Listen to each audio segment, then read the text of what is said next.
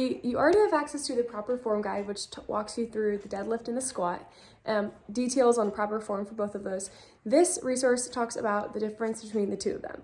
So they both are powerful, and I want you to really focus on your form for both of them. And if you aren't sure if you're doing something right, just message me. Seriously, I'm here to help you.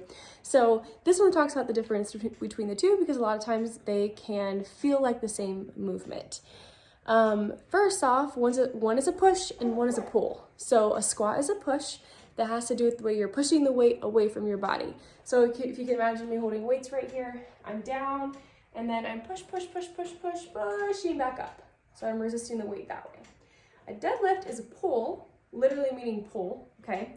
So if you start here, I'm pulling the weight up and then releasing it on the way back down.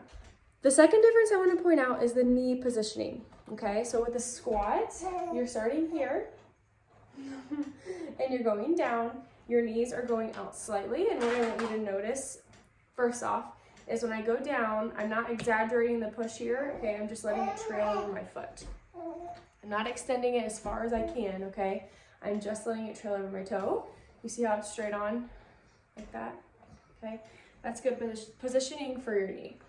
Another thing to notice is that my knee is going forward, like its point in space right now is here.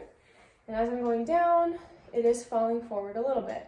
So if my knee starts here, right here, okay, as I squat, you'll see it goes forward. Okay, and then when I come back up, it starts in its initial position. With the deadlift, the position of the knee, like the point in space, stays the same. So for example, or for demonstration, if I'm starting here, okay, when I come up, you see how my knee kind of stays in the same spot? If my knee is right here, okay, as I stand, it stays in the same point in space, meaning it's not going forward a drastic amount and it's not going back a drastic amount. My knees are unlocked, okay, start, and they're staying in the same position the whole time, versus a squat, they're really falling forward. The last difference I want to point out to you is the angle between your shin and your foot as you do each of these movements. With the squat, what you're going to notice is that the angle ends up being less than 90.